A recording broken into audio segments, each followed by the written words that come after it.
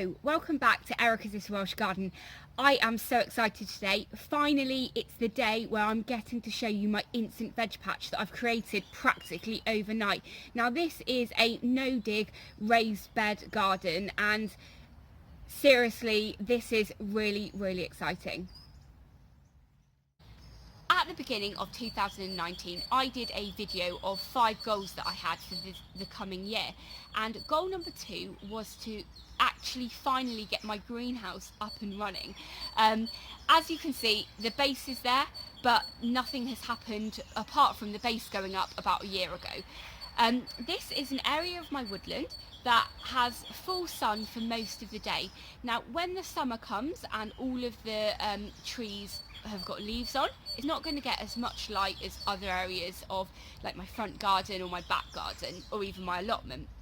But I wanted to create an area that I could grow a lot of food in, and without having to kind of worry too much about maintenance. So one of the first things that I thought of was creating a no-dig bed up here. So I kind of thought about the space I had, because originally that greenhouse was in the middle of this area, but I've now moved that towards the back.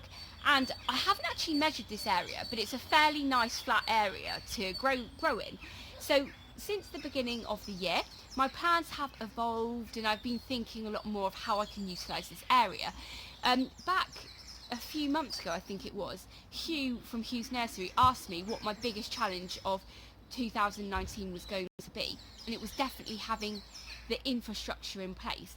And I am so pleased that I managed to find a really, really good system that I could use that would create me a raised bed that I could have from no dig from the start and practically overnight. So I am so excited to show you that I've created this space into a no dig raised bed area overnight. Ta-da! I am so pleased with this. Okay, so I now have a woodland garden that I've turned into an allotment plot using raised beds, and I'm going to be doing the no dig way. Okay, so they look a little bit wonky at the moment, but I will show you in more detail what the plans for this area is and how I'm going to be levelling out the area. So like I said, it's a little bit wonky at the moment, and I still haven't worked out the exact spacing, but these are the raised beds that I've gone for. Now, these raised beds, I got them actually from Amazon. I already had this raised bed at the back, this green one, which were fabulous. I have another one with garlic growing just near my pumpkin patch at the moment. But as you can see, there's still a lot of levelling of the ground that I need to do, and I need to work out kind of what my final spacing is going to be.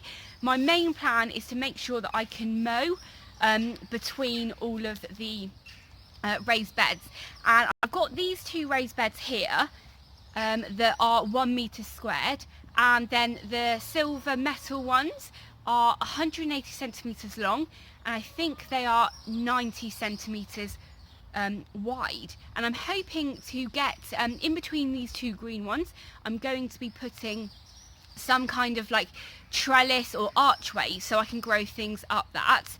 And then my plan is to kind of walk across here and then this way into the front door of my greenhouse, which has not been put together yet.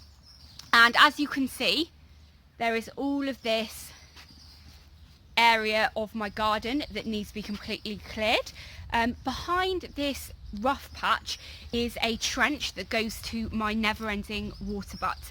But as you can see here, there is a really big area that can be cleared, so possibly I will be able to walk this way too as well to get to the door of my greenhouse. Now, over the next 2 weeks, I'm really lucky because Lloyd is got 2 weeks off work, so we're going to be working on this area while he's off work to level out where the greenhouse is going to go, get that up, and then we can work on levelling out the land for us to be able to place the raised beds so they're all level, because you can see that it is, yeah, not very straight. Also, the problem with this land that made me go for the raised bed was, I don't know if you noticed, but I just slipped over, and it is really wet clay soil here. And one thing that plants need at their roots is air. So obviously, if I grow straight into that, it's not going to work too well. And I also have some really amazing ideas of how I'm going to be filling all of these raised beds. So that will come in future videos. But I am so excited. What I'll do now is I'll show you some of those raised beds and how they're constructed in a little bit more detail. So I'm wondering now how many of you are asking the question of, why have I chosen to buy these metal ones? How much were they, and why haven't I used pallets, or why haven't I used decking boards? I'll possibly go into that in a bit more details maybe in another video. But firstly, with pallets, I don't have any pallets. I'm not sure where to get pallets from, and I don't actually have time to deconstruct them and cut them and make raised beds from them.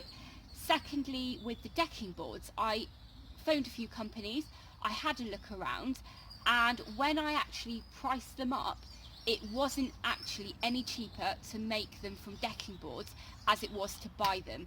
Now, these are made from galvanized steel, and I'm hoping that they are going to live a lot longer than had I got decking boards. I'm hoping that these are still going to be usable in about 10 years time. These are the 1 meter squared ones that I got, and they come in 8 pieces. You've got the front panels here, and then you've got the corner pieces. They don't need any support in the middle because they're quite a small kind of area of soil that will be going in there. They were so easy to put together. All you do is you put bolts in that come with it and just screw the nuts on. Now with that, I didn't actually use any tools whatsoever. I just did it by hand, and I was able to construct these in my house on evenings when the children were in bed. So it was amazing. If you're somebody that is not very confident using tools, or wants something that's going to last for a long time and be easy and quick to put together, then I would really recommend getting these. Being 1 meter squared, you can grow a lot of food in it, but it doesn't actually take up a lot of space. I will put a link to this one in the description, but honestly, this was so easy to put together, and I think the price of this was about £30. And this is the rectangular ones that I have. These were made by a different company to the green ones, but I've also got these from Amazon as well, so I'll put a link below. These come in 6 side pieces because they attach just here, and they have the 4 corner pieces, but they also include some central braces. That's just because these are much thinner than if you were using wood to make raised beds from, but these are going to last a lifetime, so I'm very pleased with these. Unfortunately, they didn't come painted. They are just unfinished, so they are silver, and I would have probably liked to have gone for green ones, but again, these were so easy to put together. I was able to put them together, or I half put them together indoors on evenings again, and then finish them up here. So yeah, I'm so pleased. Do any of you have these types of raised beds that you use? Because I think they're pretty good. Like I said, I already had some green metal ones that I'm growing stuff in at the moment, and I grew those down in my kind of near my patio last year, and that was the ones that I grew the pumpkins in, so I'm really pleased with those. But unfortunately, I can't get hold of those anymore. I did find one supplier of those, but they were just way out of the budget, that it wasn't a possibility. But finding these are really good value for money, and they're quite big, so I'm just so excited.